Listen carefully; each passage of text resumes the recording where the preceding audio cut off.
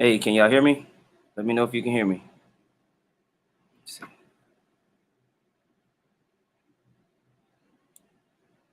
Let me know if you can hear me. Okay, there you go. We're back. Win the game. All right, so give me a thumbs up or something on the board if you can hear me. Okay, kind. Salaki about that. All right, had to reload the page. But I started off, man, just with basic greeting. Call hello, Yabashim Yabashah, Bashim Krakadash, Brakadam to all of you. Hey, all praise, call hello to the Most High, to Yahweh Yahweh. I want to send double honors as usual to the apostles and elders of Great Millstone. And then salutations to all of you pushing the glory of Yahweh Yahweh in sincerity and truth. It's Brother Ariel. I'm sitting here with my son, and we're going to read this next volume of Victory Stories. One of my favorite stories is Bel and the Dragon. And like I was saying, for the newcomers, that people who are just now kind of tuning in, Bel and the Dragon is in a part of Daniel, but it's in the Apocrypha. All right, so some of the apocryphal readings is a great story, and we're going to read through it today and just get a small bit of history. But the whole point of this is just I really wanted to just read through really dope stories that always stand out to me in the scriptures and put them on wax. So with no further ado, I'm going to click over and begin to go through this story. Anybody that has corresponding precepts to some of the ideas that's coming out of this story, please post it in the comment board. Okay. Bel and the Dragon. It's only one chapter. It says, and King Astyages was gathered to his fathers. I mean, he died, and Cyrus of Persia received his kingdom. So we read about uh, in the Old Testament, King Cyrus. When you go through the book of Nehemiah and stuff like that, it was and you go through the Ezra. You can read about Cyrus. Now, Astyages was right before him. When you go and search him real quick, Astyages, it says, was the last king of the Median Empire, 585 to 550 BC, the son of Cyaxares. He was dethroned in 550 BC by his grandson, Cyrus the Great. Okay, it says Astyages succeeded his father in 585 BCE following the Battle of Hales, which ended a 5-year war between the Lydians and the Medes. Okay, he inherited a large empire ruled in alliance with his two brothers-in-law. All right, Serosus of Lydia and Nebuchadnezzar of Babylon, whose wife, Amethyst, Astyages' sister, was the queen for whom Nebuchadnezzar was said to have built the Hanging Gardens of Babylon, one of the wonders of the world.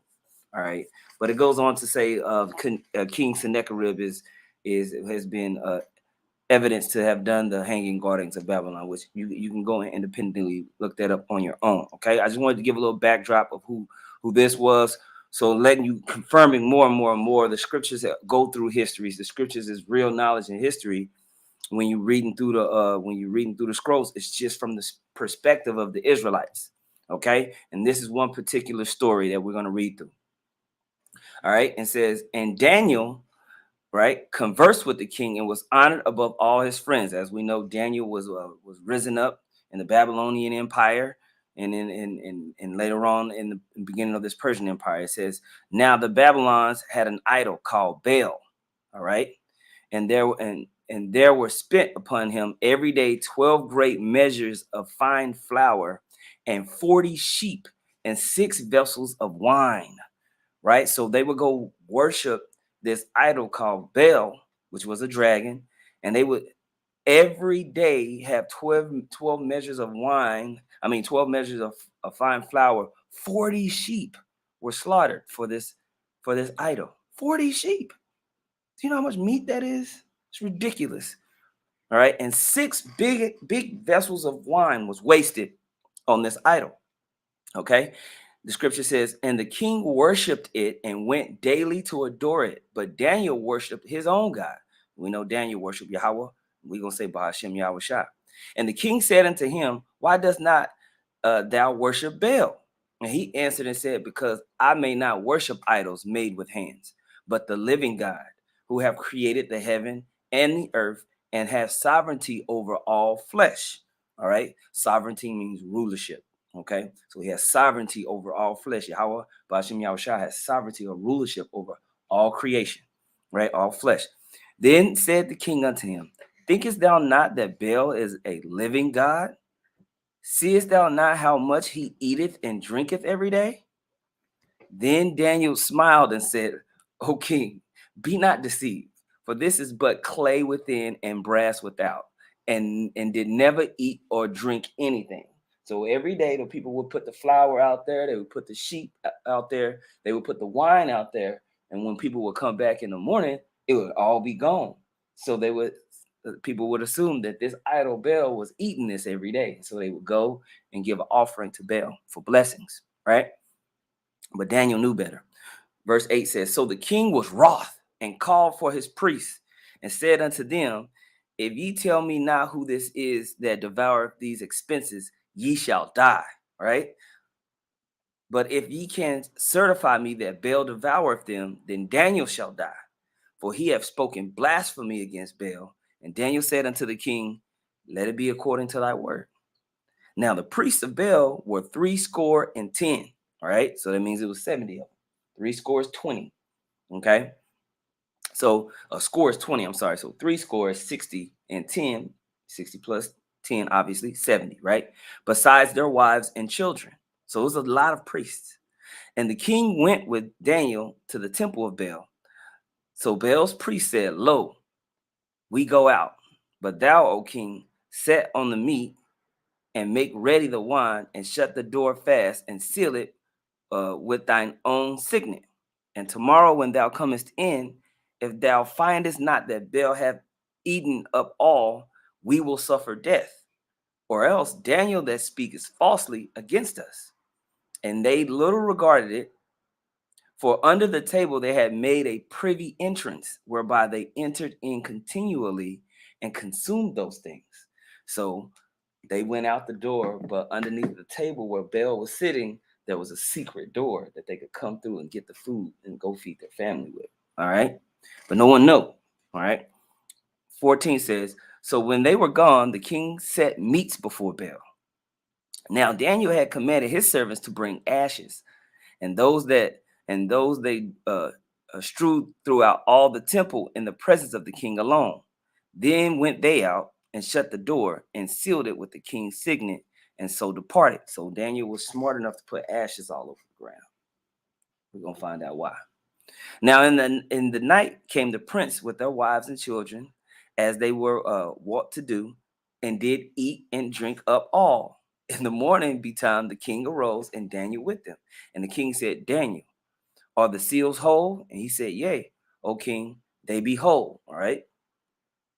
You know what a seal is?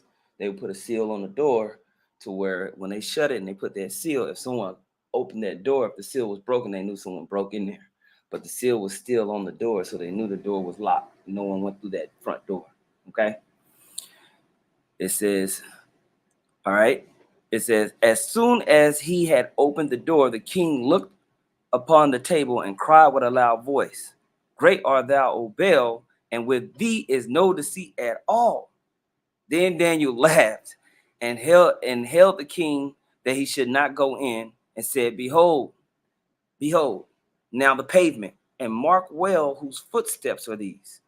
And the king said, I see the footsteps of men, women, and children. And then the king was angry. So all the ashes that Daniel had put on the ground, they saw the footsteps in the ashes, right? And took the priests with their wives and children, and showed who showed him the privy doors, where they came in, and consumed such things as were upon the table. Therefore the king slew them and delivered Baal into Daniel's power, who destroyed him and his temple. Slew means to kill. All right. So the king killed all those priests and their kids and their wives. All right, all of them, for lying about Baal. And he gave Baal to David, which David destroyed it, and the temple of Baal. All right. In that same place there was a great dragon which they of Babylon worship. And the king said unto Daniel, wilt thou also say that this is of brass? Lo, he liveth, and he eateth and drinketh. Thou canst not say that he is no living God, therefore worship him. Then said Daniel to the king, I will worship the Lord of my power, for he is the living God. But give me leave, O king, and I shall slay this dragon without sword or staff. The king said, I give thee leave. Then Daniel took pitch and fat and hair, and did seethe them together, and made lumps thereof, this to be put in the dragon's mouth. All right. So he took pitch, which is like oil, with fat and hair, that way it could burn. All right. He put it all together and he put it in that idol's mouth. All right. This dragon. All right. And so the dragon burst in sunder, and David said, lo, these are the gods ye worship. So the smoke and that all billowed inside this idol and made it burst. Okay. When they of Babylon heard that, they took great indignation and conspired against the king, saying, the king has become a Jew and have destroyed Baal. He hath slain the dragon and put the priest to death. So they came to the king and said, deliver us, Daniel, or else we will destroy thee and thine house.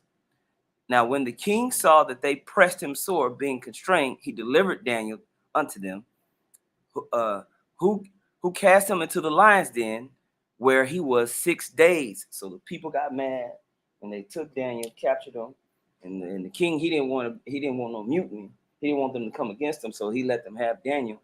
Well, they threw Daniel into the lion's den. He was in the lion's den with a hungry lion, a lion that has not eaten. So this lion is sitting in his den, hungry. And imagine you get thrown in that den with that hungry lion looking at you. What he gonna look at you like? Like a piece of meat, huh? So that's what happened to Daniel. All right, he got thrown in there for 6 days. You're sitting with a big old lion just looking at you. Okay. And in the den there were 7 lions. Oh my bad. Let me get the story right. In the den there were 7 lions, and they had given them every day 2 carcasses and 2 sheep, which then were not given to them, to the intent they might devour Daniel. Right now, there was in Jewry a prophet called Habakkuk. All right, so you read out of the book of Habakkuk in the Old Testament, right? Who had made pottage and had broken bread in a bowl and was going into the field for to bring it to the reapers. But the angel of the Lord said to Habakkuk, go, carry the dinner that thou hast into Babylon unto Daniel, who is in the lion's den. So an angel came to the prophet Habakkuk and told him, hey, I need you to do something for me. I need you to go to Babylon and help your bro out. Okay. And Habakkuk said, lo, I never saw Babylon, neither do I know where the den is. I've never been there. Then the angel of the Lord took him by the crown and bare him by the hair of his head, and through the vehemency of his spirit sent him in Babylon over the den. So he teleported Habakkuk. He grabbed him by the crown of his head. Imagine someone grabbing your head, your hair, and vehemently, and you just get sent into Babylon. You're like, oh snap, where am I? This is what happened to Habakkuk.